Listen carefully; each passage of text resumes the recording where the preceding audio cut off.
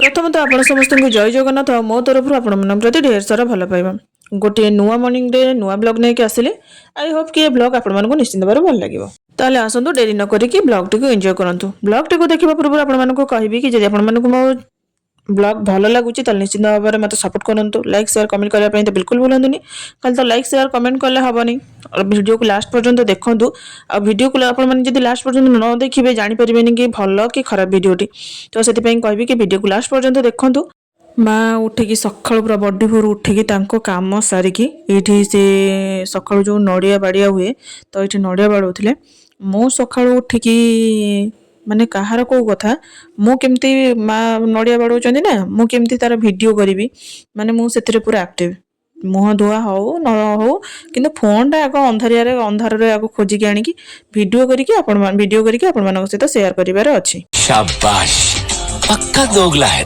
एते एक्टिवनेस रे जदि मु पाठ पढ़ी थांती निहाती गोटे भल पोस्ट रे मु आज थांती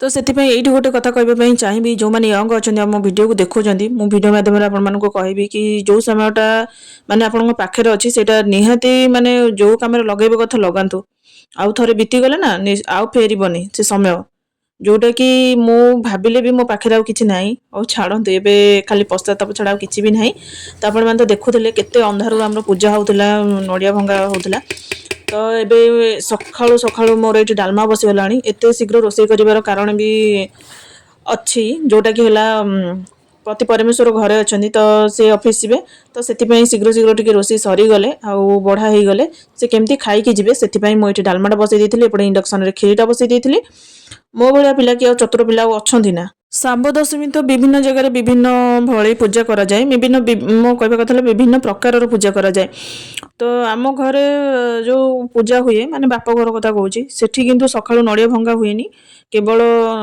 खरा बेल 12टा बेले जो भोग लगे डालमा आउ जाऊ तापरे जहाँ भी किसी पिला मानक पई जचा होता है सेटा लगे आउ संध्या बेलू बुढ़ा चकुली हुए किंतु एठी टिके अलगा तापरे आउ भी गोटे गोटे जगह मुझे देखी उदिया चाउल गोटे बाढ़ती सूर्य को देखला परे तो जो माने जेते कहती जेफल जाई सरी सरी जे देश जाई से फल खाई तो जो आड़े जो प्रकार पूजा हुए तो आम आड़े तो यही पूजा हुए मुझे सहित शेयर कली आउ शाम्ब दशमी विषय भी कौन कहबी आपण तो पाखे अल्प बहुत नॉलेज थी तो शाम्ब होउचंदी कृष्ण पुओ जी बहुत बड़ रोगरे पीड़ित थे तो से सूर्य को पूजा करके से रोगर मुक्ति पाई तो सेबे ठारू शाम्ब दशमी पूजा हुए तो एतिकी मु शाम्ब दशमी विषय कहबी आपण मानक पाखरे तो नॉलेज थी शाम्ब दशमी विषय तो जी जानी आपण मानक सहित शेयर कली तो ये देखो मोर खीरी पाई काजू आउ किसमिश भजा भजी चलची एक्चुअली शाम्ब दशमी रे खीरीटा को जमी करना कहीं से लास्ट को जाऊ ही हो जाइथिबो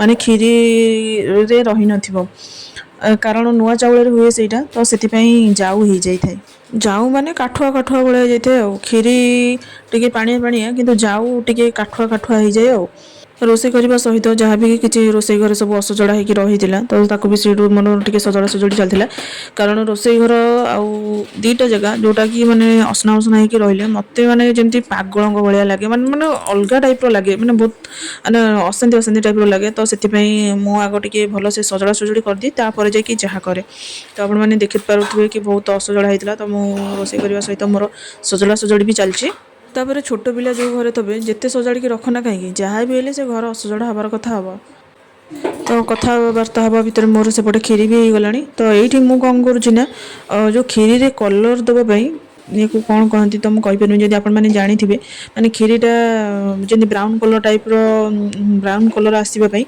आ चीनी की प्रथम तेल रे फ्राए करके देले ऐड करदे खीरी धीरे खीर कलर पूरा ब्राउन टाइप रही भोजी रे जमती खीरीटा ब्राउन कलर आसे तो सेमती खीर कलरटा ब्राउन टाइप आसो एक्चुअली प्रथम रू कर लास्ट भी कर एक्चुअली जेहेतु टे तरबर थी से भाविली कि एबे ही तार कलरटा आसवाई माने चीनी को टे तेल रे फ्राए करके मुझे ऐड करदे आपने देखुए कलर जहाँ भी चेंजेस आसो अल्प बहुत तो मुझे फास्ट करे केतबले लास्ट करे किंतु आज माने जो खीरीटा फुटुला से ही चीनीटा को फ्राए करके मुझे ऐड कर देती तो आपने निजे देखिपे माने खीर कलरटा माने टिके ब्राउन टाइप हो जाइए मो वीडियो आउ सब कौन आप सहित शेयर कर लास्ट पर्यंत वीडियो को देखु था आपण मैंने खीरीटा केमती करती से निश्चिंत कमेंट रे जनइबे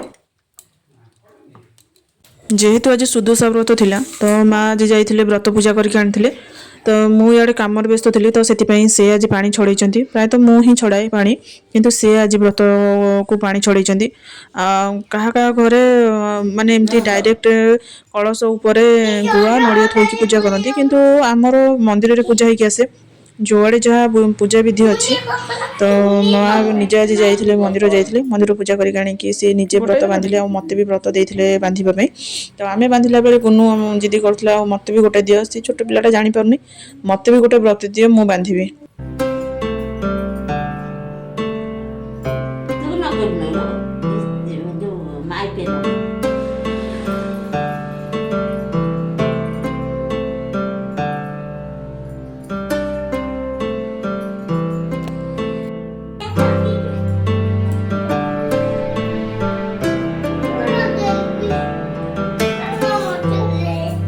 ଛୋଟ ଛୁଆ ଲଗାନ୍ତିନି ବା।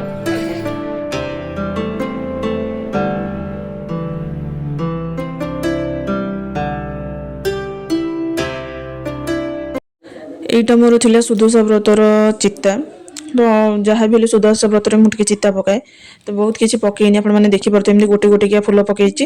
ଆଉ ତ ସବୁବେଳେ ହିଁ ଏମିତି ଗୋଟେ ଗୋଟିକିଆ ଫୁଲ ସୁଦଶା ବ୍ରତରେ ପକେଇଦିଏ। ଯେହେତୁ ସୁଦଶା ବ୍ରତରେ ବେଶୀ ଚିତା ପଡ଼େନି, ଅଳ୍ପ ଚିତା ପଡ଼େ, ସେଥିପାଇଁ ମୁଁ ଅଳ୍ପ ଚିତା ପକେଇଥିଲି। ତ ଏଠି ସବୁ ରେଡ଼ି ହେଇଯାଇଛି, ଡାଲମା, କ୍ଷୀରି, ତା ସହିତ ଗୋଲାପଜାମୁ ଆଉ ତା ସହିତ ସାକର। ଗୋଲାପଜାମୁଟା ଏଇଥିପାଇଁ ଦିଆ ହୁଏ, ଗୁନୁ ଯେତେବେଳେ ଜନ୍ମ ହେଇଥିଲା ଆମ ଘରେ ମୁଁ ଥିଲି, ତ ବୋଉ ସୂର୍ଯ୍ୟଙ୍କୁ ଟେକିକି ତାକୁ ଯାଚିଥିଲା କି ତା ପାଇଁ ଗୋଲାପଜାମୁ ବଢ଼ା ହେବ ବୋଲି ଶାମ୍ବ ଦଶମୀ ଦିନ। ତ ସେବେଠାରୁ ଗୋଲାପଜାମୁ ହିଁ ବଢ଼ା ହୁଏ। ଆମ ଘରେ ମୋ ବୋଉ ଏପର୍ଯ୍ୟନ୍ତ ଯାକେ ମୋ ପାଇଁ କ୍ଷୀର ବଢ଼ା ହୁଏ। ଆମ ଘରେ ମୋ ପାଇଁ ମୋ ବୋଉ କ୍ଷୀର ବାଢ଼େ। ତ ବାଢ଼େ କ'ଣ, ଏମିତି ଯେଉଁ କଣା ହୁଏ, 7ଟା କଣା ହୁଏ, ସେ 7ଟା କଣା ଭିତରେ ସେ 7ଟା କଣା କହୁଛି ଗାତ ହୁଏ, 7ଟା ଗାତ ଭିତରେ କ୍ଷୀର ଦିଆ ହୁଏ। ଯିଏ ଯାହା ମାନସିକ କଲା ନିଜର ପିଲାମାନଙ୍କ ପାଇଁ, ତ ସେ ସେଇଟା ହିଁ ଭୋଗ ଲଗାଏ। ତ ଆପଣମାନେ ଆପଣମାନଙ୍କ ପିଲାଙ୍କ ପାଇଁ କ'ଣ ଭୋଗ ଲଗାନ୍ତି? ଆଉ ଆପଣମାନେ ଯେଉଁମାନେ ୟଙ୍ଗ ଅଛନ୍ତି ସେମାନଙ୍କୁ କହିବି କି ସେମାନଙ୍କ ବାପା, ସେମାନଙ୍କ ମା ସେମାନଙ୍କ ପାଇଁ କ'ଣ ବାଢ଼ନ୍ତି ସେଇଟା ନିଶ୍ଚିନ୍ତ କମେଣ୍ଟରେ ଜଣାଇବେ। ତ ଏଇଠି ଆମର ଚାଲିଥିଲା ଶାମ୍ବ ଦଶମୀରେ ସବୁ ବଢ଼ା ବଢ଼ି ଚାଲିଥିଲା। ବାଢ଼ିଲା ବେଳେ ପିଲାଦିନର କଥା ବହୁତ ମନେ ପଡ଼ୁଥିଲା, କାରଣ ମାନେ ଆମ ଘରେ ଆମେ ଶାମ୍ବ ଦଶମୀ ଦିନ ଖାଉନୁ। ମାନେ ଏମିତି ପତ୍ରରେ, ବାଇଗଣ ପତ୍ରରେ ଏମିତି ବୁଲି ବୁଲି ଖାଇକିନା ପେଟ ପୁରା ପୁରିଯାଏ। ତ ଘରେ ଆଉ ମାନେ ପେଟରେ ଜାଗା ନଥାଏ ଘରେ ଖାଇବା ପାଇଁ। ତ ପିଲାବେଳର ମେମୋରି ସତରେ କିନ୍ତୁ ଅଲଗା ପ୍ରକାର। ପିଲାମାନେ ଏଇଠି ବାଇଗଣ ପତ୍ରରେ ଖାଇସାରିବା ପରେ ମୁଁ ନେଇକି ବାରିଆଡ଼େ ଦେଇଥିଲି। ଆଉ ମା ଏଇଠୁ ଗୋଟେ ପତ୍ର ନେଇକି, 2ଟା ପତ୍ର ଦେଇଥିଲା, ଗୋଟେ ବଡ଼ ବୋଉଙ୍କର, ଗୋଟେ ଆମର ମଝିରେ ଯେଉଁ ପତ୍ର ଦୁଇଟା ଆପଣମାନେ ଦେଖୁଥିଲେ। ତ ସେଇ ପତ୍ର ଇସାଣକୁ ଗଲା, ସେଥିପାଇଁ ଇସାଣରେ ଆଜି ଦିଆ ହେଇନି। ଯେହେତୁ ଏଠୁ ଗଲା ଇସାଣକୁ, ତ ସେଥିପାଇଁ ଇସାଣରେ ଦିଆ ହେଇନି। ଆଉ ରହିଲା ମାନେ ବାରିଆଡ଼େ ପୂର୍ବପୁରୁଷଙ୍କୁ ଦେବା ପାଇଁ, ସେଇଟା ମୁଁ ପିଲାମାନେ ଖାଇସାରିଲା ପରେ ମୁଁ ନେଇକି ବାରିଆଡ଼େ ଦେଇଥିଲି। ତ ଆପଣମାନେ ଭାବୁଥିବେ କି ମାନେ ପିଲାମାନେ ଆଗ ଖାଇଲେ ତାପରେ ପୂର୍ବପୁରୁଷଙ୍କୁ କେମିତି ନେଇକି ଦେଲି, ସେଇଟା ନୁହେଁ। ମାନେ କାଢ଼ିକି ଅଲଗା ରଖା ହେଇଥିଲା, ତାପରେ ନେଇକି ମୁଁ ନେଇକି ଦେଇଥିଲି ବାରିଆଡ଼େ।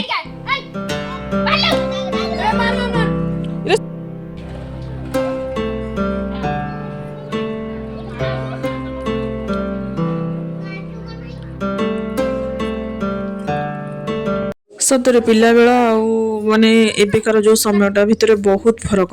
କାରଣ ପିଲାବେଳେ ମାନେ ଘର ଘର ବୁଲିକି ଖାଇବାରେ ଏଇ ଶାମ୍ବ ଦଶମୀରେ ମାନେ ଭଲ ଲାଗୁଥିଲା।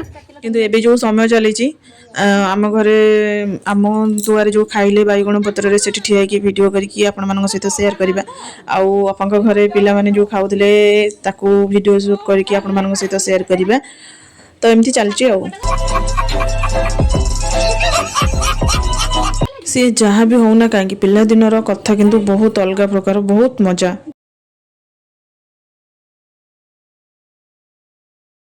ଏଇଠି ମୋର ଚାଲିଲା ବୁଢ଼ା ଚକୁଳିର ପ୍ରିପାରେସନ୍। ଆକ୍ଚୁଆଲି ମା ତାଙ୍କର ନଡ଼ିଆ କୋରି ଦେଇଥିଲେ। ଆଉ ତ ମୁଁ ଖାଲି ଏଇଠି ଟିକେ ନାକୁ ଖାଲି ମରିଚ, ଆଗରୁ ଥିଲା ଅଦା ଟିକେ ମୁଁ ଅଧିକ ଛେଚି ଦେଇଥିଲି, ଡାଲମା କଲାବେଳେ ଅଦା ଟିକେ ଛେଚା ଥିଲା। ତ ସେଥିପାଇଁ ଖାଲି ଏଠି ମରିଚ ଆଉ ଗୁଜୁରାତି ଅଲରେଡ଼ି ମୁଁ ପକାଇ ସାରିଲିଣି, ସେଇଟା ତ ମୁଁ ସୁଟ୍ କରିନି। କେବଳ ମରିଚ ଗୁଣ୍ଡ କୁଟୁଥିଲି, ସେଇଟା ମୁଁ ସୁଟ୍ କରିଛି। ତ ଯାହା ବି କିଛି ସୁଟ୍ କରିଛି ସେଇଟା ମୁଁ ଆପଣମାନଙ୍କ ସହିତ ସେୟାର କରୁଛି। ତ ଏଠି ମରିଚ ଗୁଣ୍ଡଟା ଏଇଠି ମୁଁ ଆଡ଼୍ କରିଦେଉଛି। ଆକ୍ଚୁଆଲି ବୁଢ଼ା ଚକୁଳିରେ ମରିଚ, ଅଦା ଆଉ ଗୁଜୁରାତି ଏଇଟା ସବୁ ପକେଇକିନା ବୁଢ଼ା ଚକୁଳି ହୁଏ। ଗୁଡ଼ ପକେଇଲେ ବହୁତ ମାନେ ଚିନି ଠାରୁ ଟିକେ ଗୁଡ଼ର ଟେଷ୍ଟଟା ଭଲ। କିନ୍ତୁ ମୁଁ ଆସିଲା ବେଳକୁ ମା ଜାଣିନଥିଲେ ଘରେ ଗୁଡ଼ ଅଛି, ତ ସେ ଚିନି ପକେଇ ଦେଇଥିଲେ। ତ ସେ ଚିନି ପକେଇ ଦେଇଥିଲେ, ମୁଁ ଆଉ ପକେଇଲିନି, କିଛି ଗୁଡ଼ ପକେଇଲିନି। କିନ୍ତୁ ପିଠାଟା ବି ଭଲ ଲାଗୁଥିଲା, କିଛି ଖରାପ ଲାଗୁନଥିଲା। ପୂଜା ସରିଲା ପରେ ଭୋଗ ହେଇ ସାରିଲା ପରେ ଆମେ ଖାଇଲୁ, ସମସ୍ତେ ଭଲ ଲାଗୁଥିଲା, କିଛି ଖରାପ ଲାଗୁନଥିଲା। ତ ମୋର ଏଇଠି ଚାଲିଛି ବୁଢ଼ା ଚକୁଳି।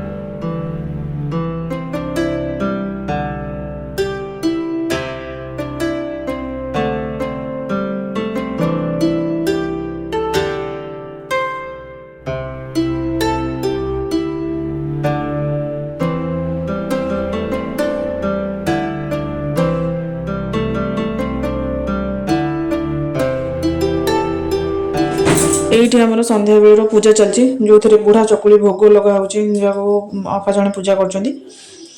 ତ ଆପଣମାନେ ତ ଲାଷ୍ଟ ପର୍ଯ୍ୟନ୍ତ ଭିଡ଼ିଓକୁ ଦେଖିଲେ, ଆପଣମାନଙ୍କୁ କେମିତି ଲାଗିଲା ସେଟା ନିଶ୍ଚିତ କମେଣ୍ଟରେ ଜଣାଇବେ। ଲାଇକ୍ ସେୟାର କମେଣ୍ଟ କରିବା ପାଇଁ ବିଲକୁଲ ଭୁଲିବେନି। ତାହେଲେ ରହୁଛି, ଦେଖା ହେବ ନେକ୍ସଟ ଭିଡ଼ିଓରେ। ଜୟ ଜଗନ୍ନାଥ।